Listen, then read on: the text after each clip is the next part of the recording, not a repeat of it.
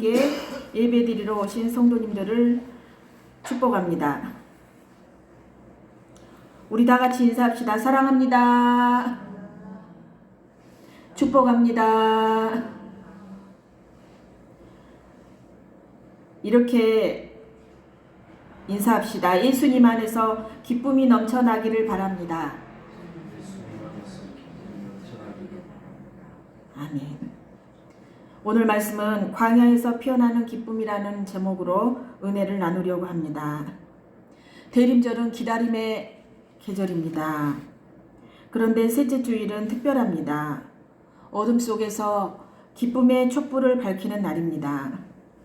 이 기쁨은 세상적인 감정이 아니라 메시아가 오셨다는 사실에서 오는 기쁨, 그리고 그분이 다시 오실 확신에서 오는 기쁨입니다. 이사야 35장은 기쁨의 예언서라고 불릴 만큼 메시아가 임할 때 일어날 회복의 기쁨을 노래합니다. 누가복음 2장에서는 천사들이 목자들에게 큰 기쁨의 좋은 소식을 선포합니다. 오늘 본문 말씀의 배경은 이사야 선지자는 타락한 유다와 심판받을 세상에 대해 하나님의 진노를 선포한 뒤에 본장에 이르러 환희와 영광을 서정적으로 노래함으로써 새하늘과 새 땅에 대한 비전을 던져주고 있습니다.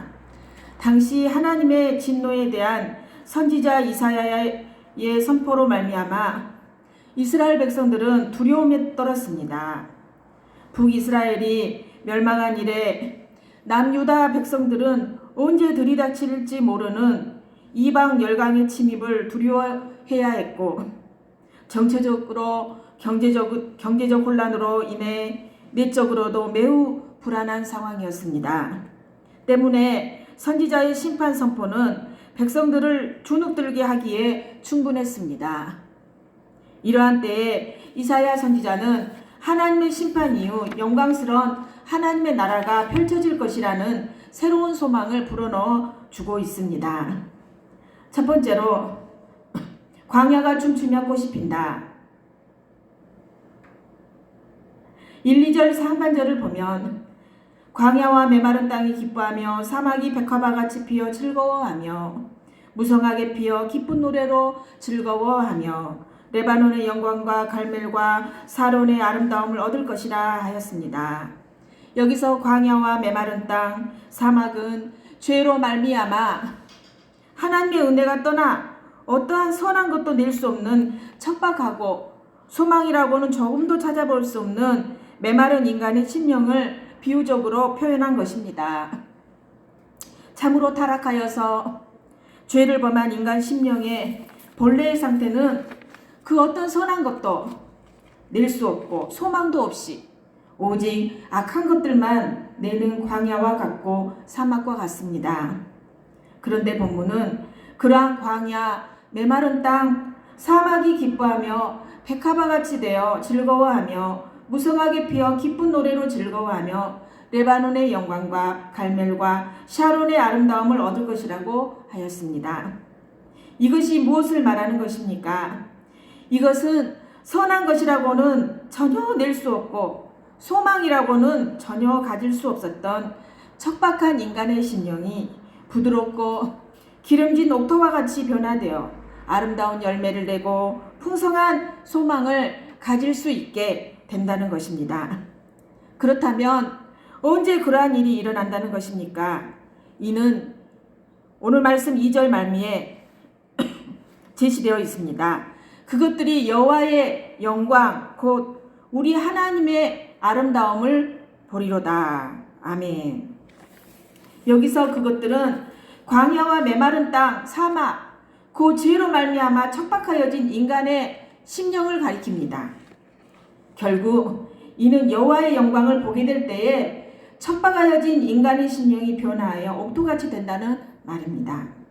그렇다면 여기서 말하는 여호와의 영광, 곧 우리 하나님의 아름다움이란 무엇을 말합니까? 바로 하나님의 영광의 본체로서 성육신하신 예수 그리스도를 말합니다. 그러므로 본문은 예수 그리스도께서 오실 때에 죄로 말미암아 척박하여 주고 소망이란 전혀 가질 수 없었던 인간의 심령이 옥토와 같이 변화가 되고 선하고 아름다운 열매를 내고 풍성한 소망을 가질 수 있게 된다는 말입니다. 사랑하는 성도 여러분, 여러분 중에 광야와 메마른 땅, 사막과 같은 절망의 자리, 죽음의 자리에 혹시 서 있는 분이 있지는 않습니까? 모든 것을 비관하고 모든 것을 포기할 수밖에 없고, 아니 포기해야만 하는 삶의 자리에서 있지는 않습니까? 그렇다면 그처럼 척박한 삶의 자리를 변화시켜 주실 유일하신 분, 바로 우리 하나님의 영광의 광채이신 예수 그리스도를 바라보십시오.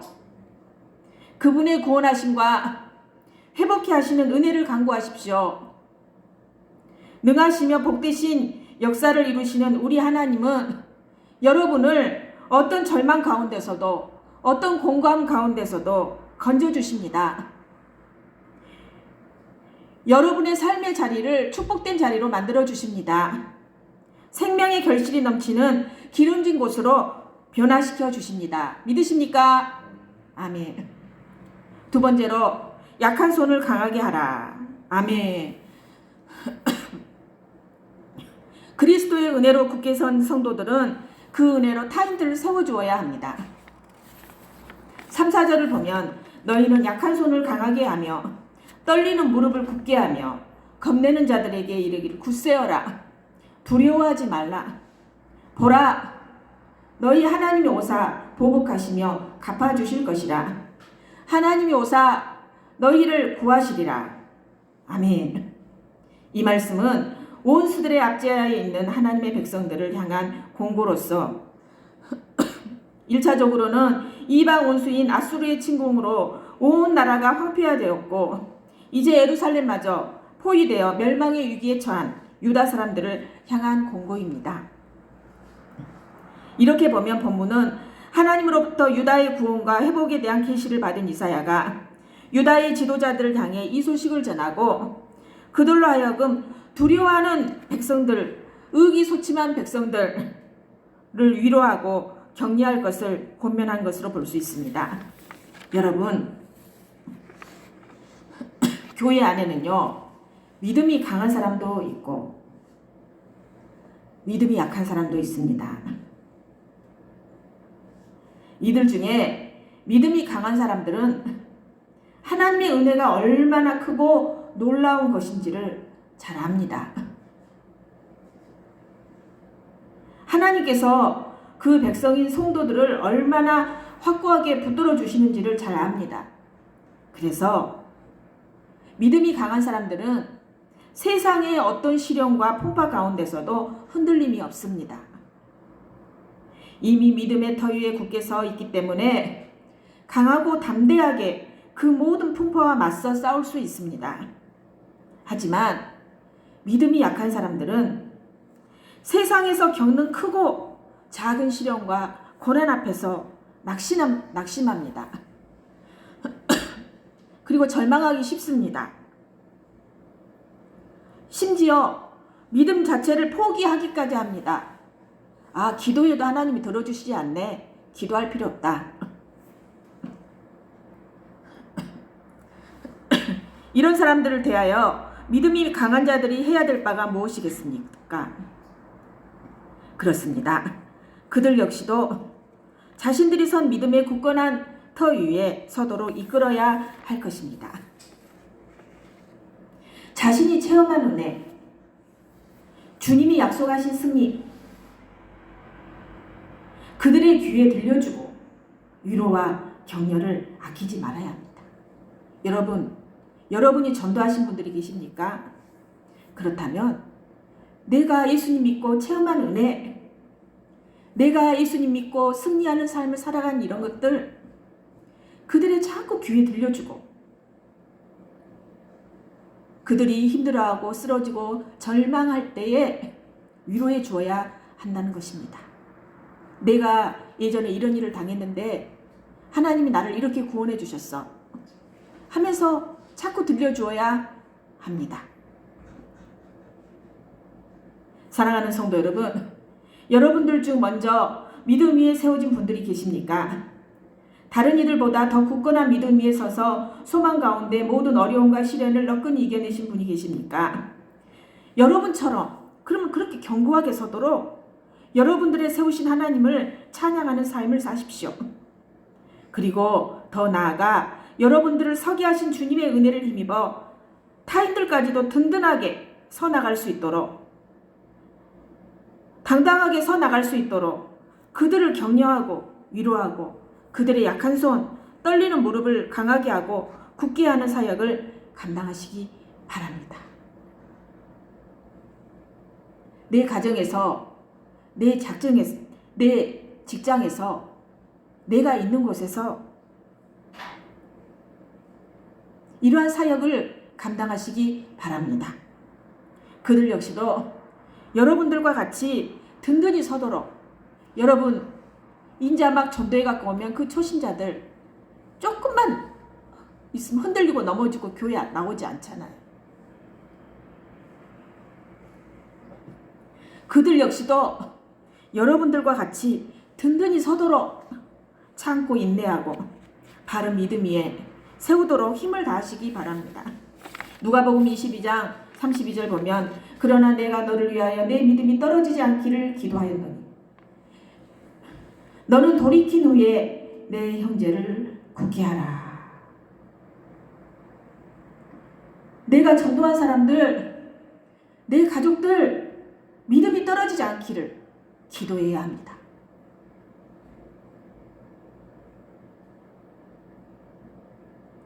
데살로니가전서 5장 14절에 또 형제들아 너희를 권면하노니 게으른 자들을 공개하며 마음이 약한 자들을 격려하고 힘이 없는 자들을 붙들어주며 모든 사람에게 오래 참으라. 하나님은 쓰러진 자, 약한 자를 회복시켜 주시고 세워주시는 분입니다. 약한 손을 강하게 하라 하신 이유는 하나님이 오셔서 우리를 다시 세우시기 때문입니다. 세 번째로 보지 못하던 자가 보고 걷지 못하던 자가 뛰고 아멘. 이사야 선지자는 시온이 회복될 때 맹인의 눈이 밝을 것이며 못 듣는 사람의 귀가 열릴 것이며 말 못하는 자의 혀는 노래하게 되리라고 하였습니다. 이는 그리스도 예수님의 사역에서 성취되었습니다. 마태복음 11장 4절에서 5절 보면 예수께서 대답하여 이르시되 너희가 가서 듣고 보는 것을 요한에게 알리되 맹인이 보며 못 걷는 사람이 걸으며 나병 환자가 깨끗함을 받으며 못 듣는 자가 들으며 죽은 자가 살아나며 가난한 자에게 복음이 전파된다 하라. 예수님은 사람의 육신의 병도 지나치시지 않으셨습니다. 하지만 예수님의 사역의 궁극적인 목적은 죄인의 영혼을 정화시켜 하나님께로 인도하는 것이었습니다. 이사야 선지자의 이 예언도 단순히 육체적인 병고침으로 그치지 않고 영적인 병고침과 관련되어 있다고 할 수 있습니다. 영적인 병고침이란 그 죄사함의 은총을 가리킵니다. 영적으로 맹인이나 못 듣는 자가 하나님의 말씀을 깨닫지 못하다가 그리스도의 오심과 복음을 통하여 하나님을 아는 은총을 받는 것입니다. 6절 후반부에서부터 7절까지를 보면 이는 광야에서 물이 솟겠고 사막에서 시내가 흐를 것임이라. 뜨거운 사막이 변하여 못이 될 것이며 메마른 땅이 변하여 온천이 될 것이며 승양 위에 눕던 곳에 풀과 갈대와 부들이 날 것이며 아멘. 사막은 모래밖에 없는 곳으로 시내는커녕 물조차 구경할 수 없습니다. 그런 것이 변하여 물이 솟구치고 시내가 흐르는 것은 그야말로 초자연적인 역사에 의해서만 가능합니다. 이처럼 광야와 사막에 물이 솟고 시내가 흐를 경우 주변 지역이 비옥하게 되고 경작할 수 있는 곳, 가축을 방목할 수 있는 곳이 되고 사람이 거주할 수 있는 곳이 됩니다.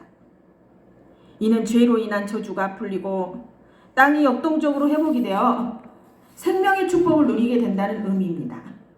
오늘 본문은 이스라엘 자손이 홍해를 건넌 후 광야 생활을 할 때에 광야의 반석에서 물이 솟아났던 기적을 연상케 합니다. 그러나 바울이 지적한 것처럼 이 반석은 메시아 예수 그리스도를 예표한다고 볼 수 있습니다. 과거 하나님께서 출애굽한 이스라엘 가운데 역사하심으로 광야에 시내가 흐르고 반석에서 물이 솟아난 것처럼 사람으로는 불가능하던 일들이 예수 그리스도의 사역을 통해 이루어집니다. 하나님의 생명의 역사는 절대 변할 수 없는 사막과 같은 땅도 변화시켜 주셔서 물이 넉넉한 연못과 같은 곳으로 변화시켜 주십니다. 메마른 땅이 변하여 온천이 될 것입니다. 승냥이에 눕던 곳에 풀과 갈대와 부들이 날 것입니다. 여기에는 사람이 살지 못하여 승냥이가 서식하는 곳이 변하여 풀이 많은 비옥한 땅이 될 것이라는 예언이 제시되어 있습니다. 인간의 반역과 죄악은 사람이 살만한 곳도 살지 못하는 곳으로 만들어 버리지만 하나님의 은총이 역사하면 사람이 살지는 못하는 곳도 사람이 살 수 있는 곳으로 변화됩니다.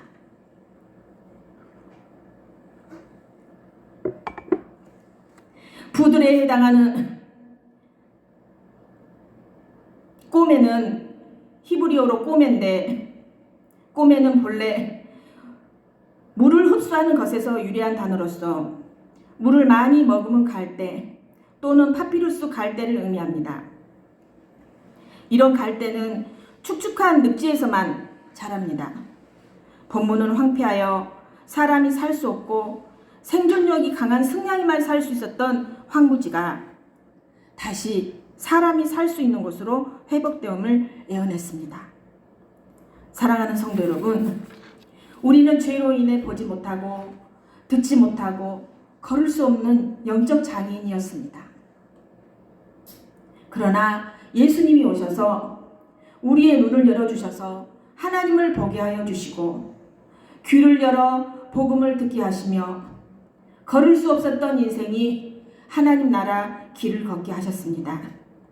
예수님이 말씀하셨습니다. 내가 주는 물은 그 속에서 영생하도록 솟아나는 샘물이 되리라. 아멘. 나를 믿는 자는 생수의 강이 흘러나올 것이라. 아멘. 네 번째로 거룩한 길입니다. 8절을 보면 거기에 대로가 있어 그 길은 거룩한 길이라 일컫는 바 되리니라고 하였습니다.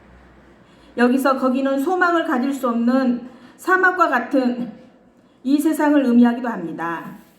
사막과 같은 척박한 심령으로 말미암아 구원의 소망을 가질 수 없는 인간의 상태를 의미하기도 합니다. 바로 거기에 대로가 있다는 것은 절망스러운 이 세상 가운데 소망스러운 구원의 길이 생겼다는 것입니다. 이 대로는 물론 예수 그리스도를 말합니다. 주님은 당신이 길이요 진리요 생명이라고 말씀하셨습니다. 그렇습니다. 예수 그리스도는 사막과 같이 아무런 소망도 없는 이 세상에 그 자신을 구원의 대로로 놓으신 분이십니다.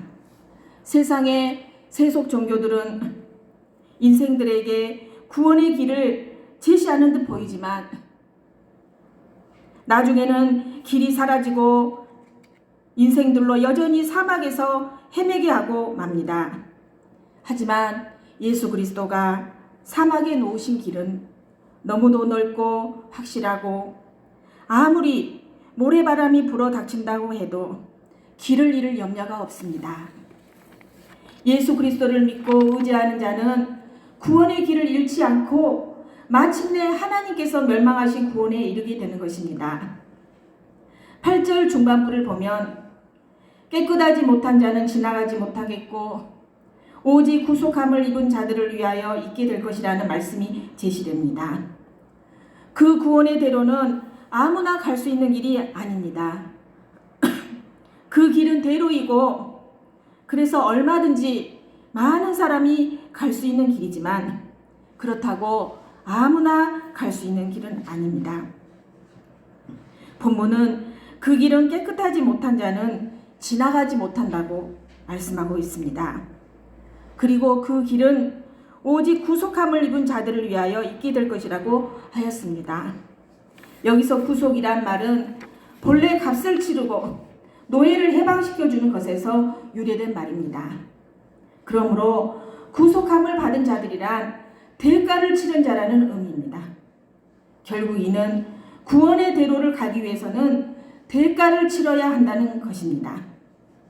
구원에 관한 한 인간은 전적으로 무능한 존재입니다. 그렇다면 대가를 치러야 한다는 것은 무엇을 말하는 것입니까? 그것은 바로 예수 그리스도의 피를 믿는 것입니다. 믿으십니까? 아멘. 우리가 구원받을 수 있는 길은 바로 예수 그리스도의 피를 믿는 것입니다. 사실 구원의 길로 갈 수 있는 대가는 예수 그리스도께서 십자가 죽음을 통하여 이미 다 지불하셨습니다. 그리고 우리가 예수 그리스도를 영접하여 믿기만 하면 예수 그리스도께서 대신 지불하신 것이 우리가 지불된 것으로 인정되어 구원의 대로로 갈 수 있게 되는 것입니다. 우리 성도들 모두는 이 큰 구원, 은혜로운 구원을 받은 분들입니다. 오늘 말씀에서 깨끗하지 못한 자는 지나가지 못하겠고 란 말씀에 주목해야 합니다. 물론 구원의 길을 가는 성도가 예수 그리스도를 믿고 그의 피를 의지하여 모든 더러운 죄를 깨끗하게 씻김 받았음을 나타내 줍니다. 그러나 이는 동시에 그 길을 가는 성도가 거룩하신 하나님의 백성답게 순결하게 의로우신 그리스도의 신부답게 살아야 함을 나타낸 것이라고 할 수 있습니다. 구원받은 성도는 좌우로 치우치지 말고 오직 한 길 예수님께 나아가야 합니다. 9절을 보면 거기에는 사자가 없고 사나운 짐승이 그리로 올라가지 아니하므로 그것을 만나지 못하겠고 오직 구속함을 받은 자만 그리로 행할 것이라 하였습니다. 여기서 사자나 사나운 짐승이 의미하는 바가 무엇입니까? 구원의 대로에 올라섬으로써 구원의 대열에 선 자로부터 구원을 빼앗으려는 자를 말합니다. 좀 더 구체적으로 말하면 우는 사자와 같이 두루다니며 삼킬 자를 찾는 성도들의 대적 마귀를 가리킵니다. 베드로전서 5장 8절에 근신하라 깨어라 너희 대적 마귀가 우는 사자같이 두루다니며 삼킬 자를 찾나니. 마귀는 예수 그리스도의 대속의 피를 믿고 구속함을 받아 구원의 대로에 올라선 성도라도 할 수만 있으면 망하게 하려고 역사합니다. 그러나 마귀는 엄격한 하나님의 통제하에 있기 때문에 구원의 대로에 있는 성도는 해하지 못합니다. 말하자면 성도가 예수 그리스도를 믿고 의지함으로 예수 그리스도께서 만드신 구원의 대로로 행하기만 한다면 결코 구원을 잃지 않게 되는 것입니다. 거룩한 길의 결국은 무엇입니까? 10절 보십시오. 여호와의 속량함을 받은 자들이 돌아오되 노래하며 시온에 이르러 그들의 머리 위에 영영한 희락을 띠고 기쁨과 즐거움을 얻으리니 슬픔과 탄식이 사라지리로다. 아멘. 이 길의 결국은 슬픔과 탄식이 전혀 없는 영영한 희락이 되는 것입니다. 즉 이 세상에서 사단의 세력들과 맞서서 싸우며 믿음의 생활을 고수한 자들은 하나님과 더불어 즐거운 생활을 영원히 계속할 것입니다. 이것은 성도들의 순례가 끝난 천국 도성에서의 생활을 의미하는 것입니다. 그러므로 성도들은 이 세상의 슬픔과 탄식의 종지부를 찍는 날 이렇게 고백합시다. 선한 싸움을 싸우고 나의 달려갈 길을 마치고 믿음을 지켰으므로 의의 면류관이 예비되어 있을 것이라. 아멘. 어떤 성도님의 간증입니다. 그분은 오랫동안 회사에서 인정받은 직원이었습니다. 성실했고 책임감도 강했습니다. 그런데 어느 날 갑자기 회사 구조조정으로 해고 통보를 받았습니다. 순식간에 삶이 무너지는 것 같았습니다. 가정의 생계 걱정, 자존감이 붕괴합니다.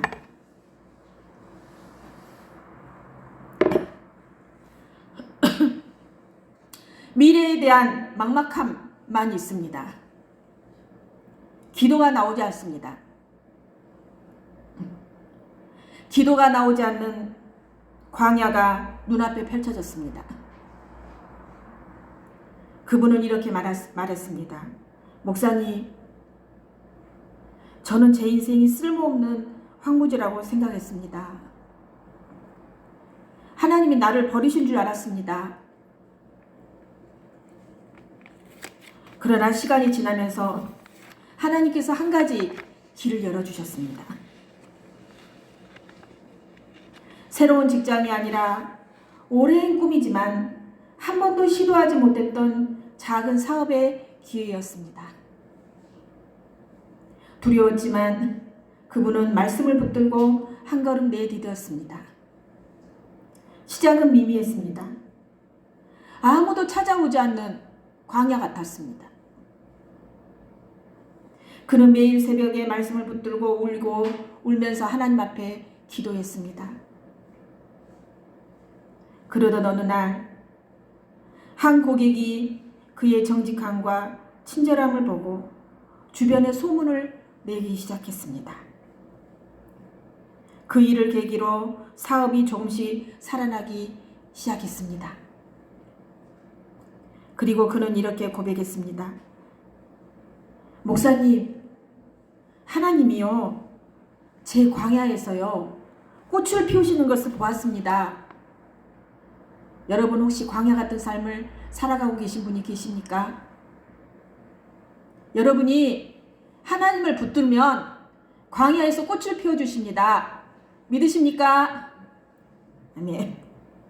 저는 끝이라고 생각했는데 하나님은 그때부터 새 일을 시작하고 계셨습니다. 광야와 메마른 땅이 기뻐하며 사막이 백화과같이 피어 즐거워하며 아멘. 하나님은 단지 환경을 바꾸신 것이 아니라 그분의 마음속에 기쁨도 주셨습니다. 무너져 내렸던 영혼의 힘줄이 다시 강해졌습니다.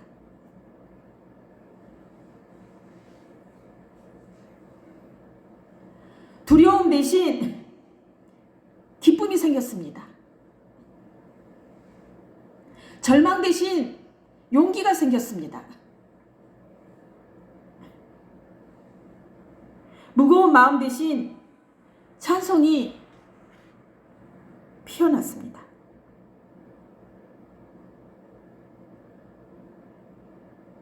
제가 어떤 목사님 간증을 듣게 되었는데요. 그분이 교회 개척을 하셨어요. 개척이 얼마나 힘듭니까? 한동안 사람들이 왔다가 또 성도들이 싹 나가 사라져 버렸어요. 그래가지고 사람이 없는 거예요. 그래갖고 목사님 자기 아내하고 둘이서 이제 예배를 드리는데 몇 달 동안 그 예배를 드려도 사람 한 명이 안 오는 거예요. 아내하고 자기하고 딱 둘이서만 이제 목사님이 예배를 드려요. 그래서 한 1년을 그렇게 둘이서만 예배를 드린 거예요. 그래서 도저히 안 되겠나 보다. 인자 교회 문을 닫아야 될란가 보다.